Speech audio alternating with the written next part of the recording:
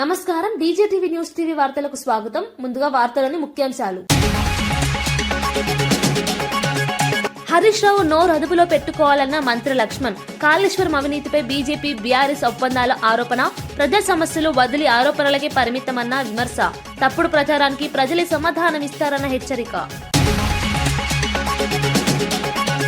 జర్నలిస్టుల బెదిరింపులపై సజ్జనార్కు హరీష్ సవాల్. చట్టం అందరికీ సమానమేనంటూ ద్వంద్వ వైఖరిపై ఫైర్. సంపత్ కుమార్ బెదిరింపులపై చర్యలేమిటని ప్రశ్న. ఎంపిక చేసిన న్యాయంపై ప్రజలు చూస్తూ ఊరుకోరన్న హెచ్చరిక. సాల్మన్ కుటుంబానికి న్యాయం చేయాలన్న విడుదల రజని. ఏ ప్రభుత్వం శాశ్వతం కాదంటూ పోలీసులకు హెచ్చరిక. 1 కోటి ఎక్స్గ్రేషియా ఇవ్వాలని డిమాండ్. బాధితుల పక్షాన నిలవాల్సిన బాధ్యత ప్రభుత్వానిదే అని వ్యాఖ్య. రాజకీయాలకు దూరం అంటూ ట్రోల్స్ పై రేణు దేశాయ్ ఫైర్. వ్యక్తిగత జీవితంపై మాట్లాడే హక్కు ఎవరికీ లేదన్న రేణు. పవన్ కళ్యాణ్ పేరుతో ప్రచారం చేయొద్దన్న హెచ్చరిక. అవసరమైతే చట్టపరమైన చర్యలంటూ రేణు స్పష్టం. పార్టీ మారిన ఎమ్మెల్యేలతో ఎన్నికలు పెట్టాలని నిరంజన్ డిమాండ్. ప్రజల తీర్పే తుది నిర్ణయమన్న మాజీ మంత్రి స్పష్టం. పార్టీ ఫిరాయింపులు ప్రజాస్వామ్యానికి ముప్పన వ్యాఖ్యలు. ప్రజల ముందుకు వెళ్లి నమ్మకం పొందాలని నిరంజన్ పిలుపు. పాడేరు శాసనసభ్యులు వైఎస్ఆర్సీపీ అల్లూరు జిల్లా అధ్యక్షులు మత్స్యరాశి విశ్వేశ్వరరాజు ఆకస్మికంగా జిల్లా ఆసుపత్రిని తనిఖీ చేశారు. ఆసుపత్రిలో ఒక్కరే డాక్టర్ విధుల్లో ఉండటంపై ఆయన తీవ్ర ఆగ్రహం వ్యక్తం చేశారు. క్యాజువాలిటీ వార్డులో అరగంటకు పైగా గమనించినా డాక్టర్ల కొరత స్పష్టంగా కనిపించిందన్నారు. రోగులు వారి బంధువులతో మాట్లాడిన ఆయన సకాలంలో సరైన వైద్యం అందడం లేదని వారు ఫిర్యాదు చేసినట్లు తెలిపారు. అత్యవసర పరిస్థితుల్లో ఒక్క డాక్టర్తో సేవలు ఎలా అందిస్తారని ప్రశ్నించారు. నర్సులపై భారం మోపడం సరికాదన్నారు. జిల్లా స్థాయి ఆసుపత్రిలోనే ఈ పరిస్థితి ఉంటే ప్రాథమిక ఆరోగ్య కేంద్రాల పరిస్థితి ఏమిటో అర్థం చేసుకోవచ్చన్నారు. కూటమి ప్రభుత్వం గిరిజన ప్రాంతాల్లో వైద్యంపై నిర్లక్ష్యం చేస్తుందని ఆరోపించారు. ఉన్నతాధికారులు నిరంతర తనిఖీలు చేసి బాధ్యత తీసుకోవాలని డిమాండ్ చేశారు. హాస్పిటల్లో విజిట్ చేస్తాం కదా, ఇక్కడ పేషెంట్లు ఉంటారు. నా నియోజకవర్గంలో ఉన్నటువంటి పేషెంట్లు ఇక్కడ హాస్పిటల్లో ఏ రకంగా సఫర్లు చేస్తున్నారు, ఏం జరుగుతుందని చెప్పి చూడడానికి వస్తాం కదా. ఇక్కడ కనిపించట్లేదు, ఏం జరుగుతుంది అసలు? హలో,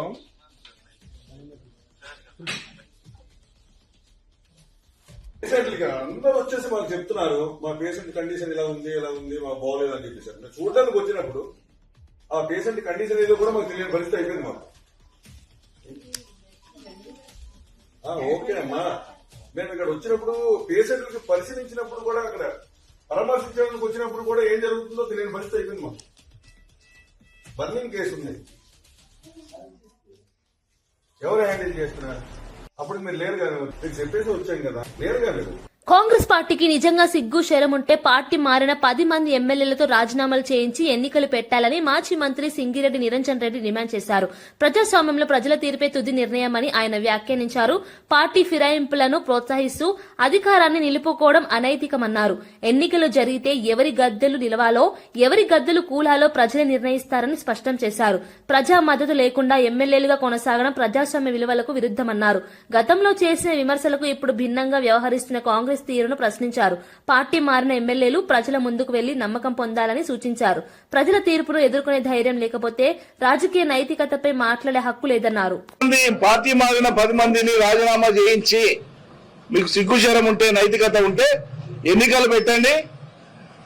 ప్రజలు ఎవరు గద్దెల్ని కూర్చాలనో, ఏ రాజకీయ పార్టీ గద్దెల్ని కూర్చాలనో ప్రజలు నిర్ణయిస్తారు.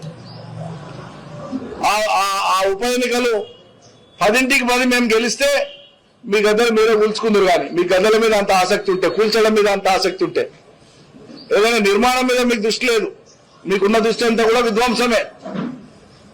హైడ్రా పేరుతోన విధ్వంసం, మరో దాంతోన విధ్వంసం, మరో దాంతోన విధ్వంసమే తప్ప నిర్మాణం ఎక్కడ మీది? చిత్తూరు జిల్లా కలికిరిపల్లి పశువుల పండుగలో యువకులు ఏర్పాటు చేసిన వినూత్న బ్యానర్లు అందరి దృష్టిని ఆకర్షించాయి. సాఫ్ట్వేర్ ఉద్యోగులకు పెళ్లికి అమ్మాయిలు కావాలి అంటూ యువత తమ ఫోటోలతో బ్యానర్లు ఏర్పాటు చేయడం హాట్ టాపిక్ గా మారింది. సాధారణంగా పండుగలో శుభాకాంక్షల బ్యానర్లు కనిపిస్తుంటే ఈసారి మాత్రం పెళ్లి ప్రకటనల తరహా బ్యానర్లు నవ్వులు పూయించాయి. గ్రామస్తులు, సందర్శకులు ఈ క్రియేటివిటీపై ఆసక్తిగా చర్చించుకున్నారు. యువత తమ సమస్యను సరదాగా వినూత్నంగా ప్రదర్శించడాన్ని పలువురు అభినందించారు. సంప్రదాయ పండుగకు ఆధునిక ఆలోచన జోడించారని వ్యాఖ్యానించారు. ఈ బ్యానర్లు సోషల్ మీడియాలో కూడా వైరల్ గా మారాయి. పండుగ ఉత్సాహానికి ఈ సరదా ఆలోచన ప్రత్యేక ఆకర్షణగా నిలిచింది. ఆంధ్రాలో ఇంత అన్యాయంగా జరిగిపోతోంది. అమాయకులుగా ఉండే వాళ్ళు కూడా నేర్చుకుంటున్నారు. ఈ పెళ్లి కావాలంటే ఒక కారు, ఒక విమానం, ఒక రైలు ఉందా అని అడిగే ప్రయత్నం చేస్తా ఉన్నారు. ఇది తప్పు. దయచేసి దీన్ని మానేయండి. ఎందుకురా అంటే మీ ఇంట్లోనూ, మా ఇంట్లోనూ, మా ప్రతి ఒక్కరింట్లోనూ ఇది అన్యాయం జరుగుతూ ఉంది. డబ్బుంటేనే ఏమీ జరగదు. కారు ఉంటే ఏమి చేయలేరు. 10 మంది కావాలా, 10లో మనం ఉండాలా. దాన్ని దయచేసి అర్థం చేసుకోండి. ప్రతి ఒక్క మహిళ కూడా కారు ఉన్నంత మాత్రాన విమానం ఉంటే ఎత్తుకుని పోలేరు. ఇది మానవత్వంగా ఆలోచించి ప్రతి ఒక్క మహిళ ప్లస్ మొన్న శివాజీ మాట్లాడినాడు కట్టుబొట్టు గురించి, అనసూయ గురించి. ఆ విధంగా అట్లాంటి అలిగేషన్స్ ఆంధ్రలో రాకుండా కూడా చూసుకుందాం. దయచేసి అర్థం చేసుకోండి. మాజీ మంత్రి ఎమ్మెల్యే హరీష్ రావు కీలక వ్యాఖ్యలు చేస్తూ సజ్జనార్ కు సవాల్ విసిరారు. జర్నలిస్టులను బెదిరించిన విషయంపై చర్యలు ఎందుకు తీసుకోలేదని ప్రశ్నించారు. అలాగే కాంగ్రెస్ మాజీ ఎమ్మెల్యే సంపత్ కుమార్ కాంట్రాక్టర్లను 8 కోట్లు ఇవ్వమని బెదిరిస్తే అతనిపై చర్యలు ఎందుకు లేవని నిలదీశారు. చట్టం అందరికీ సమానంగా వర్తించాలన్నారు. ఒకరిపై మాత్రమే కఠినంగా, మరొకరిపై మౌనంగా ఉండటం ద్వంద్వ వైఖరిని విమర్శించారు. ప్రభుత్వానికి అనుకూలంగా ఉన్నవారికి రక్షణ కల్పిస్తే ప్రజలు చూస్తూ ఊరుకోరన్నారు. అధికారుల బాధ్యతాయుతమైన చర్యలు అవసరమని, లేదంటే ప్రజాస్వామ్యంపై నమ్మకం దెబ్బతింటుందని హెచ్చరించారు. ఈ వ్యాఖ్యలు రాజకీయ వర్గాల్లో చర్చకు దారితీశాయి.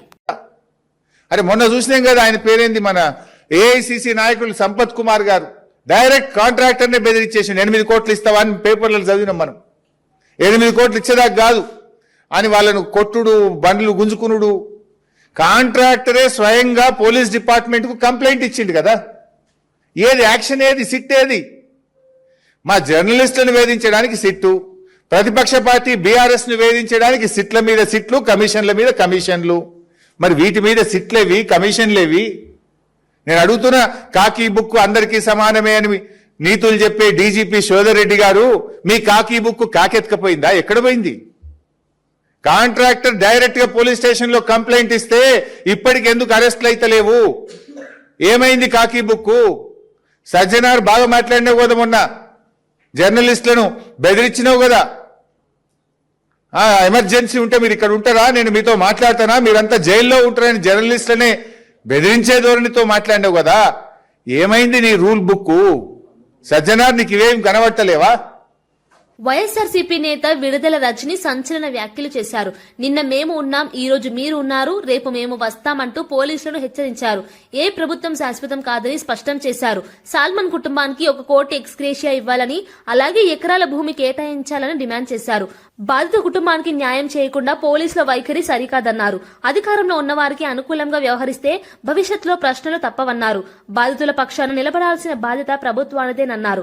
సాల్మన్ కుటుంబానికి తక్షణమే ఆర్థిక భద్రత సహాయం అందించాలని కోరారు.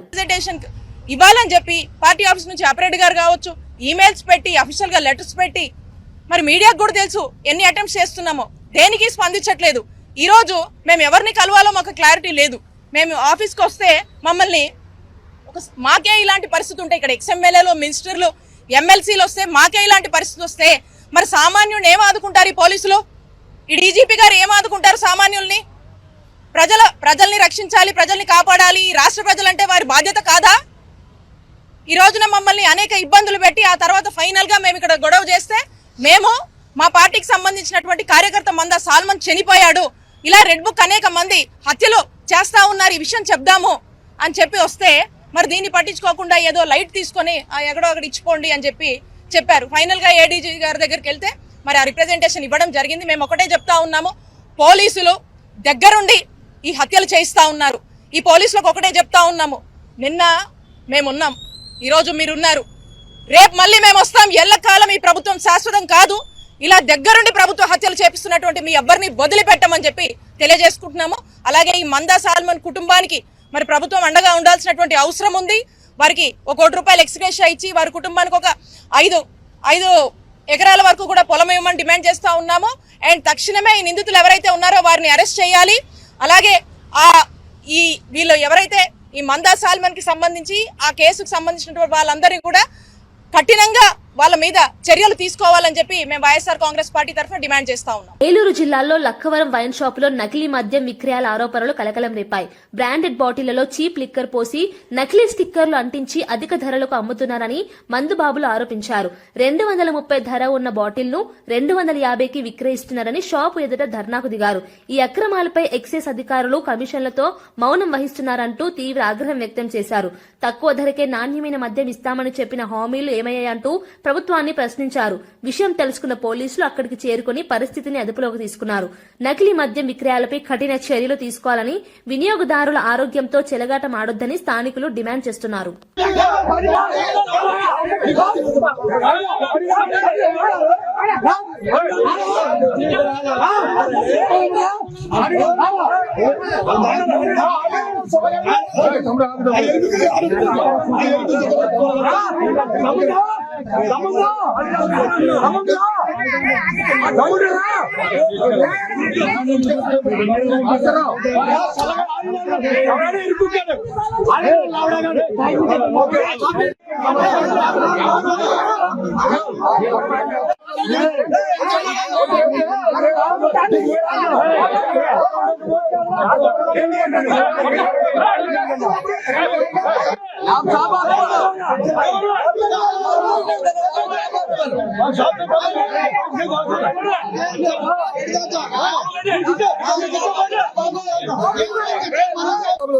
₹100 ఎక్స్ట్రా చేసి అమ్ముతున్నారు. రాయిస్టర్ పౌడర్ వచ్చేసి ₹200. గవర్నమెంట్ 10 మంచి పడాను. 230, 240 అమ్ముతారు. 240 పోయి ఈ స్టిక్కర్ వేసి స్టిక్కర్ వేసి ₹250 అమ్ముతారు. ఏంటిది? లక్వరంలో దళారీ చీప్ తయారు చేస్తున్నారు. చీప్ ని కాస్ట్లీ లో పెట్టేస్తున్నారు. ఎవరు అడిగేవాళ్ళు లేరు. ఈ రోజు లక్వరం షాపుల ధర్నా చేస్తారు. పెద్దపల్లి జిల్లా ధర్మారంలో జరిగిన మీడియా సమావేశంలో మంత్రి లక్ష్మణ్ కుమార్ తీవ్ర వ్యాఖ్యలు చేశారు. బీఆర్ఎస్ నేత హరీష్ రావు నోరు అదుపులో పెట్టుకోవాలని హెచ్చరించారు. కవిత చేసిన ఆరోపణలకు సమాధానం చెప్పకుండా విమర్శలు చేయడం సరికాదన్నారు. కాళేశ్వరం అవినీతిపై కాంగ్రెస్ నివేదిక ఇచ్చినా బీజేపీ బీఆర్ఎస్ మధ్య ఉన్న చీకటి ఒప్పందాల వల్లే సీబీఐ విచారణ ముందుకు వెళ్లడం లేదని విమర్శించారు. ఉపాధి హామీ పథకంలో జరిగిన మార్పులపై బీఆర్ఎస్ ఎందుకు మౌనంగా ఉందని ప్రశ్నించారు. ప్రజా సమస్యలపై మాట్లాడకుండా రాజకీయ ఆరోపణలకే పరిమితం అవడం తగదన్నారు. ప్రభుత్వంపై తప్పుడు ప్రచారం చేస్తే ప్రజలు తగిన సమాధానం ఇస్తారని మంత్రి హెచ్చరించారు. కూలి పని చేసుకున్న వారికి ఇలా జాతీయ ఉపాధి హామీ పథకం అనేది ఒక వాళ్ళ పుట్టాడు అన్నం పెట్టే పథకం. అది కడుపు నిండా అన్నం. సోనియమ్మ తల్లి మన్మోహన్ సింగ్ గారు తీసుకొచ్చిన జాతీయ ఉపాధి హామీ పథకాన్ని రద్దుపరిచి పేరు మార్చి దాన్ని ఏదైతే హాజరు పట్టికలు ఏదైతే వారికి ఉన్నటువంటి 100 రోజుల పనిని కుదింపు చేస్తే నీ పార్టీ కానీ నువ్వు కానీ మాట్లాడినావా? నువ్వు ఎన్నికల్లో ఇప్పుడు ఏం జరిగింది? నీ బీఆర్ఎస్ ఉన్న టీఆర్ఎస్ పార్టీ కార్యకర్తలు ఏం చేసారు? బీజేపీతో జత కట్టింది అండి. ప్రతి ఒక్కరికి తెలుసు. రాష్ట్రంలో కవిత కోసం పోయి మీరు పోయి కాళ్ళబీరాన్ని పట్టుకుని భారతీయ జనతా పార్టీ పోయి యథార్థమైన విషయాలు రేపు రాష్ట్ర ప్రభుత్వం కానీ రాష్ట్రంలో పెద్దలంతా చెప్తారు. ఇంకా వాస్తవానికి ఉన్నాయి. ముందున్నది ముసళ్ళ పండుగ. ఎందుకు పడతారు? ప్రజలు ఎవరు ఊరుకున్నట్టు కదా, ప్రజలు అన్ని గమనిస్తాను. అర్థమైందా? ఏది పడుతుంది హరీష్ రావు గారు మాట్లాడితే కానీ కేటీఆర్ మాట్లాడితే ఎవరు ఊరుకుంటూ వెళ్ళారు కార్యకర్తలు అంటారు. మేము మర్యాదతో మా పని మేము చేసుకొని ప్రజలకు పనిచేసి ప్రజల మధ్యలో ఉన్న ప్రజలు ఇచ్చినటువంటి ఏదైతే మాకు అవకాశాన్ని బట్టి ప్రజలకు మంచి చేయాలని ఆలోచన చేస్తుంది తప్ప మీ లెక్క తెలంగాణ రాష్ట్రంలో ఎన్ని మున్సిపాలిటీకి వెళ్తావు చెప్పు కదా చెప్పు. తనపై వస్తున్న సోషల్ మీడియా ట్రోల్స్ పై నటి రేణు దేశాయ్ తీవ్ర ఆగ్రహం వ్యక్తం చేశారు. తాను ఏ రాజకీయ పార్టీలో చేరడం లేదని, రాజకీయాలకు పూర్తిగా దూరమని స్పష్టం చేశారు. ఛానళ్లు, సోషల్ మీడియా పేజీలు ఇష్టం వచ్చినట్లు తమ్నేల్స్ పెట్టి తన వ్యక్తిగత జీవితాన్ని చర్చకు లాగుతున్నాయని మండిపడ్డారు. తన పర్సనల్ లైఫ్ గురించి మాట్లాడే హక్కు ఎవరికి లేదన్నారు. పవన్ కళ్యాణ్ పేరు జత చేసి అనవసర ప్రచారం చేయొద్దని హెచ్చరించారు. మహిళగా తన వ్యక్తిగత నిర్ణయాలను గౌరవించాల్సిన అవసరం ఉందన్నారు. ట్రోలింగ్ వల్ల మానసికంగా ఇబ్బందులు ఎదురవుతున్నాయని, ఇకపై అవసరమైతే చట్టపరమైన చర్యలు తీసుకుంటానని రేణు దేశాయ్ స్పష్టం చేశారు. There was some 55-year-old guy who walked into the press conference and started shouting at me, and he's coming on the stage to literally almost to hit me or something like that. And then the security and the other volunteers got hold of him. That's why I got so angry with him. I'm not shouting at press. I have utmost respect for the press. I will never shout at press.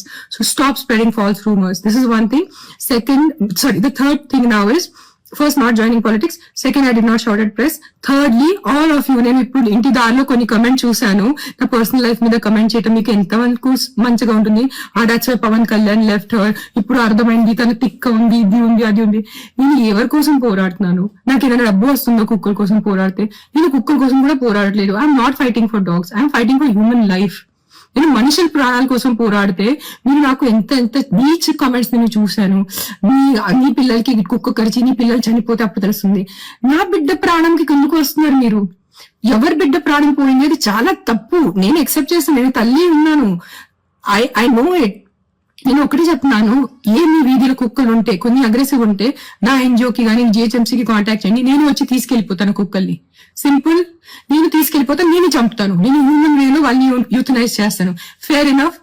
But నా personal life కి వచ్చి నాకు బూతులు పెట్టి నా బిడ్డ మీద వచ్చి అలా చేయొద్దు ప్లీజ్, అలా చేయొద్దు, ఓకేనా? అండ్ నేను పాలిటిక్స్ జాయిన్ అవ్వట్లేదు. నేను పాలిటిక్స్ జాయిన్ అయిపోతే నేను ముందు అనౌన్స్ చేస్తాను పాలిటిక్స్ జాయిన్ అవుతాను, కానీ నేను పాలిటిక్స్ జాయిన్ అవ్వట్లేదు. నాకు ఏం ప్లాన్ లేదు పాలిటిక్స్ జాయిన్ అవడానికి.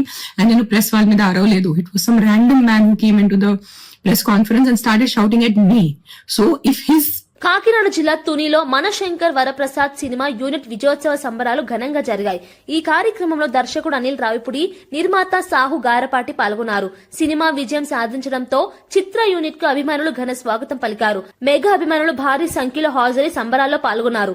డప్పులు, నృత్యాలు, నినాదాలతో తుని ప్రాంతం ఉత్సవ వాతావరణాన్ని సంతరించుకుంది. చిత్ర యూనిట్ సభ్యులు అభిమానులకు కృతజ్ఞతలు తెలిపారు. ప్రేక్షకుల ఆదరణే తమకు అతిపెద్ద బలమని చిత్ర బృందం పేర్కొంది.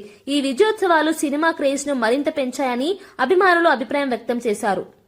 బంధువులతో గడుపుతున్నారు, కానీ సంక్రాంతికి సినిమా వస్తే ఎక్కడికి వస్తున్నాడో తెలుసా? మీ ఇంటికి వస్తున్నా, మీ థియేటర్స్ కి వస్తున్నా, మీ దగ్గరికి వస్తున్నా.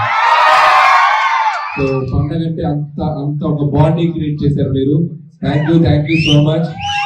సో మళ్ళీ వచ్చే సంక్రాంతికి ఏం చేద్దాం?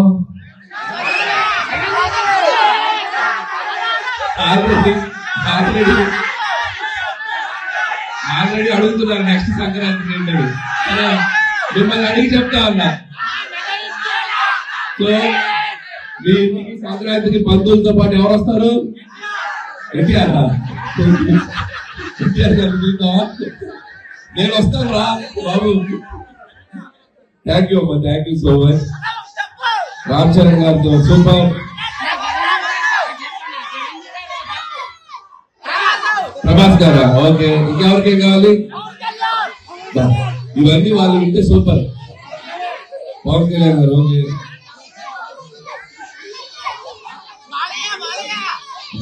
ఈ విధంగా నన్ను రమ్మంటున్నారు సినిమాకి. థ్యాంక్స్ అమ్మా, థ్యాంక్ యూ. ఈ సినిమాలో పాటలు, చిరంజీవి గారి డాన్సులు. మేడన పుణ్యక్షేత్రాన్ని తీర్చిదిద్దినట్టే బాసర నుంచి భద్రాచలం వరకు రాష్ట్రంలోని ప్రధాన ఆలయాలన్నింటినీ అభివృద్ధి చేసేందుకు ప్రజాప్రభుత్వం సిద్ధంగా ఉందని మంత్రి పొంగులేటి శ్రీనివాసరెడ్డి తెలిపారు. కేవలం ఆలయాల అభివృద్ధికే పరిమితం కాకుండా పర్యాటక రంగాన్ని కూడా బలోపేతం చేయాలన్న లక్ష్యంతో కేబినెట్ కీలక నిర్ణయం తీసుకుందన్నారు. ఆలయాల చుట్టూ రహదారులు, వసతి సదుపాయాలు, పారిశుద్ధ్యం వంటి మౌలిక వసతులు మెరుగుపరచనున్నట్లు చెప్పారు. దీని ద్వారా స్థానికులకు ఉపాధి అవకాశాలు పెరుగుతాయని, రాష్ట్ర ఆర్థిక వ్యవస్థకు మేలు జరుగుతుందని తెలిపారు. తెలంగాణను ఆధ్యాత్మిక పర్యాటక కేంద్రంగా తీర్చిదిద్దడమే ప్రభుత్వ లక్ష్యమని మంత్రి స్పష్టం చేశారు. పురాతన ఆలయాలని అభివృద్ధి చేయటంతో పాటు ప్రతి ఆలయానికి మెరుగైన డెవలప్మెంట్ చేయటంతో పాటు టూరిజంగా కూడా ఈ బాసర టు భద్రాచలం ఏదైతే సర్క్యూట్, టెంపుల్ సర్క్యూట్ చేయాలనుకుంటున్నామో దానికి ఒక కన్సల్టెన్సీని కూడా ఫైనల్ చేశాం. ఈ జనవరి ఎండ్ ఆర్ ఫిబ్రవరి 15th లోపు కన్సల్టెన్సీ రిపోర్ట్ వచ్చిన తర్వాత ఒక కేబినెట్ సబ్ కమిటీని ఏర్పాటు చేసి మార్చి 31st నాటికి ఒక ప్రణాళికాబద్ధంగా ఏదైతే ఇప్పుడు మేడారంలో అభివృద్ధి, శాశ్వత అభివృద్ధి చేశామో అదే తరహాలో ఈ Basara to Bhadrachalam temple circuit, ఈ మధ్యలో ఉండే టూరిజం డెవలప్మెంట్, ఎకో పార్కులు, అన్ని వసతులని ఏర్పాటు చేసే దాంట్లో భాగంగా మార్చి 31st లోపు దీన్ని డిసైడ్ చేయాలని, దీనికి కేబినెట్ సబ్ కమిటీని కూడా అతి కొద్ది రోజుల్లో ఫైనల్ చేయాలని ఈ రోజు కేబినెట్ నిరుద్యోగ యువతకు ఉపాధి కల్పించడం, విద్యార్థులకు నాణ్యమైన విద్య అందించడమే ప్రజాప్రభుత్వ ప్రధాన లక్ష్యమని మంత్రి కోమటిరెడ్డి వెంకటరెడ్డి స్పష్టం చేశారు. ఈ దిశగా మహాత్మా గాంధీ యూనివర్సిటీకి చెందిన లా కాలేజీలో 24, ఫార్మసీ కాలేజీలో 28 కొత్త పోస్టుల మంజూరుకు కేబినెట్ ఆమోదం తెలిపిందన్నారు.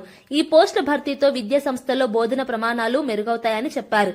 యువతకు ఉద్యోగ అవకాశాలు పెరగడంతో పాటు విద్యార్థులకు మెరుగైన విద్య అందుతుందని పేర్కొన్నారు. గతంలో విద్యారంగాన్ని నిర్లక్ష్యం చేశారని విమర్శిస్తూ ఇప్పుడు ప్రజాప్రభుత్వం విద్యను కేంద్రంగా పెట్టుకుని నిర్ణయాలు తీసుకుంటుందన్నారు. రాబోయే రోజుల్లో మరిన్ని యూనివర్సిటీలు, కళాశాలలో కూడా పోస్టుల భర్తీకి చర్యలు తీసుకుంటామని తెలిపారు. దీర్ఘకాలిక అభివృద్ధికి విద్య బలమైన పునాదని మంత్రి అభిప్రాయం వ్యక్తం చేశారు. నిన్ననే మనం చూసినాం బాసర ట్రిపుల్ తరాలో జడిచర్లలో 200 కోట్లతో అక్కడ ట్రిపుల్ ఐటీకి శంకుస్థాపన చేసి విద్యతోనే అభివృద్ధి అని చెప్పి నమ్మే ముఖ్యమంత్రి గారు, మా ప్రజాప్రభుత్వం, మేము మంత్రులం ఈ రోజు 20,000 కోట్లతో ఇంటిగ్రేటెడ్ స్కూల్స్ కడుతూ దేశ చరిత్రలో ఎక్కడ లేని విధంగా కుల మతాలకు అతీతంగా ఒకే దగ్గర స్కూళ్లు కూడా ప్రారంభించి వేగంగా పనులు నడుస్తున్న సంగతి తెలుసు. ఆ దశలో ఆ క్రమంలో భాగంగా నేను కోరగానే ఉస్మానియా కాకతీయ యూనివర్సిటీ తర్వాత పెద్ద యూనివర్సిటీ 2004-05లో నేను ఆ రోజు కాంగ్రెస్ ప్రభుత్వంలో రాజశేఖర రెడ్డి గారు ముఖ్యమంత్రిగా ఉన్నప్పుడు స్థాపించిన Mahatma Gandhi university, law college యూనివర్సిటీలో ఇంజనీరింగ్ కాలేజు, MBA అన్ని కూడా కోర్సెస్ ఉన్నాయి. కానీ నేను అప్పటికెళ్ళి తెలంగాణ వచ్చినప్పటికెళ్ళి ఆ ప్రభుత్వాన్ని ఎన్నిసార్లు అడిగినా వాళ్ళు పట్టించుకోలే. ఈరోజు మా ముఖ్యమంత్రి గారు నేను కోరగానే ఫార్మసీ కాలేజీలో 28 కొత్త పోస్టులు మంజూరు కూడా రాష్ట్ర కేబినెట్ ఆమోదం తెలిపింది.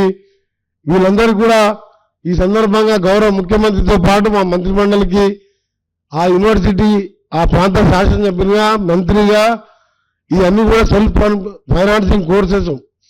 మీకు తెలుసు ఇలా ఫార్మస్యూటికల్ ఇండస్ట్రీలో ఎంత డిమాండ్ ఉన్న, మొత్తం కరోనా కానీ అన్ని రంగాల్లో కూడా మన తెలుగు హైదరాబాదే, తెలంగాణనే ముఖ్యంగా ఉంది.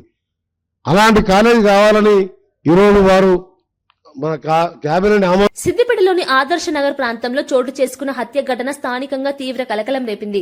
కుటుంబ కలహాల నేపథ్యంలో కట్టుకున్న భర్తే భార్యను గొంతు కోసి దారుణంగా హత్య చేశాడు. ఘటన అనంతరం సమాచారం అందుకున్న పోలీసులు వెంటనే సంఘటనా స్థలానికి చేరుకుని మృతదేహాన్ని స్వాధీనం చేసుకున్నారు. కేసు నమోదు చేసి నిందితుడిని అదుపులోకి తీసుకున్నారు. ప్రాథమిక విచారణలో కుటుంబ విభేదాలే ఈ ఘాతుకానికి కారణమని పోలీసులు తెలిపారు. ఈ ఘటన మహిళల భద్రతపై మరోసారి ఆందోళన కలిగిస్తోందని స్థానికులు ఆవేదన వ్యక్తం చేశారు. కుటుంబ సభ్యులను హింసకు దారి తీయకుండా పరిష్కరించుకోవాల్సిన అవసరం ఉందని పలువురు సూచిస్తున్నారు. ఇటువంటి ఘటనలు పునరావృతం కాకుండా కౌన్సిలింగ్, అవగాహన కార్యక్రమాలు అవసరమని అభిప్రాయపడుతున్నారు. స్వభావం కొద్దిగా మొదటి నుంచి భార్యని అనుమానిస్తూ ఆమె క్యారెక్టర్ని ఎప్పుడు శంకించేవాడు. ఎవరితో, మగవాళ్ళతో, ఇతరులతో మాట్లాడినా కూడా విధంగా మాటలతో మాట్లాడేవారు. ఇప్పుడు తన పిల్లలకు కూడా తన పుట్టినారో లేదని ఒక అనుమానంతో ఉండడం వల్ల ఈరోజు తెల్లవారుజామున 3 గంటలకి తన సొంత భార్యని, సొంత బిడ్డని ఏదైతే గడ్డి మందులో పురుగుల మందు కాపించి చనిపోయినారో లేదో అని మరి గొంతు కోసి చంపడం జరిగింది. ఇప్పుడు ప్రస్తుతం బిడ్డ కూడా కొనవుతుంది. రాజకీయ ప్రయోజనాల కోసం వైసీపీ, బీఆర్ఎస్ పార్టీల మధ్య తెలుగు ప్రజల్లో లేని విభేదాలు సృష్టించొద్దని టీడీపీ ఎంపీ అప్పలనాయుడు హితవు పలికారు. ప్రజల మధ్య చీలిక తెచ్చే వ్యాఖ్యలు, ఆరోపణలు రాష్ట్రానికి మేలు చేయవన్నారు. రాజకీయాలు ప్రజాసేవ కోసం ఉండాలి తప్ప వ్యక్తిగత లాభాల కోసం కాదని ఆయన అన్నారు. శాంతి, సమైక్యతతోనే అభివృద్ధి సాధ్యమని పేర్కొన్నారు. గతంలోనూ ఇలాంటి రాజకీయ విభేదాలు ప్రజలకు నష్టం చేశాయని గుర్తు చేశారు. నాయకులు మాటల్లో సంయమనం పాటించాలని, సమస్యల పరిష్కారంపై దృష్టి పెట్టాలని సూచించారు. ప్రజల మనోభావాలను దెబ్బతీసే రాజకీయాలు చివరికి రాజకీయ పార్టీలకే నష్టమని హెచ్చరించారు. రాష్ట్రాభివృద్ధి అందరి లక్ష్యంగా ఉండాలని అప్పలనాయుడు పిలుపునిచ్చారు. అసలు వీరిద్దరూ మాట్లాడిన సందర్భం చూస్తే అసలు నీళ్లు ఎవరు తాగుతున్నారు? బీఆర్ఎస్ నాయకులు తాగుతున్నారా, లేకపోతే వైసీపీ నాయకులు తాగుతున్నారా? జగన్మోహన్ రెడ్డి ఇక్కడ హైదరాబాదు కోర్టుకు హాజరైనప్పుడు బీఆర్ఎస్ నాయకులు, కార్యకర్తలు ఫ్లెక్సీలు పెట్టి స్వాగత ఏర్పాట్లు చేస్తారు. కేటీఆర్ గారు ఖమ్మం వెళ్తే అక్కడ వైసీపీ కార్యకర్తలు వారికి స్వాగతం పలికి జేజేలు కొడతారు. మనం 5 సంవత్సరాలు చూసాం అన్నదమ్ముల అనుబంధాలు. ఇప్పటికి కూడా ఇంకా అవి మారలేదు.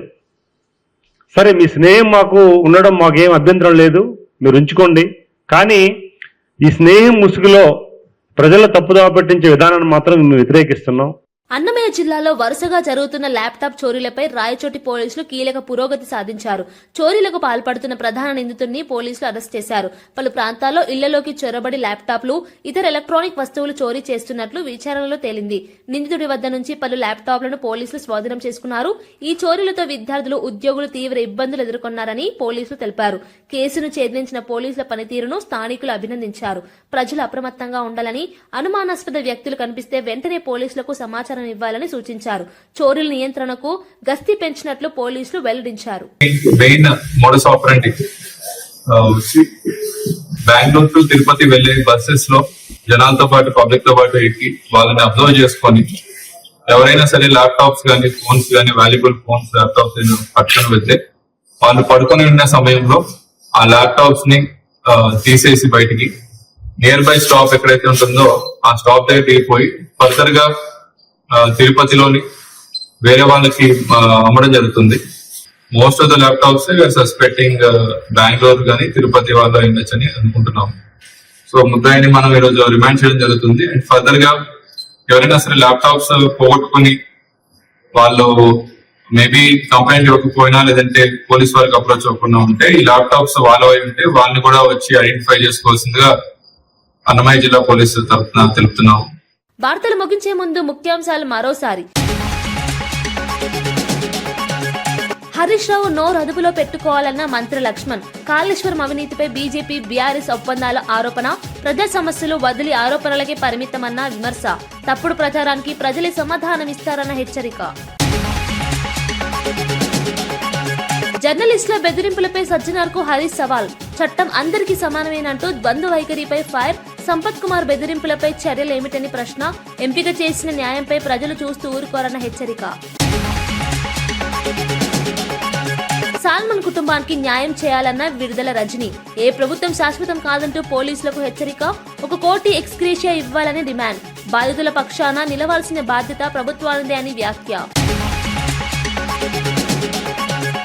రాజకీయాలకు దూరం అంటూ ట్రోల్స్ పై రేణు దేశాయ్ ఫైర్. వ్యక్తిగత జీవితంపై మాట్లాడే హక్కు ఎవరికీ లేదన్న రేణు. పవన్ కళ్యాణ్ పేరుతో ప్రచారం చేయొద్దన్న హెచ్చరిక. అవసరమైతే చట్టపరమైన చర్యలంటూ రేణు స్పష్టం. పార్టీ మారిన ఎమ్మెల్యేలతో ఎన్నికలు పెట్టాలని నిరంజన్ డిమాండ్. ప్రజల తీర్పే తుది నిర్ణయమన్న మాజీ మంత్రి స్పష్టం. పార్టీ ఫిరాయింపులు ప్రజాస్వామ్యానికి ముప్పన వ్యాఖ్యలు. ప్రజల ముందుకు వెళ్లి నమ్మకం పొందాలని నిరంజన్ పిలుపు.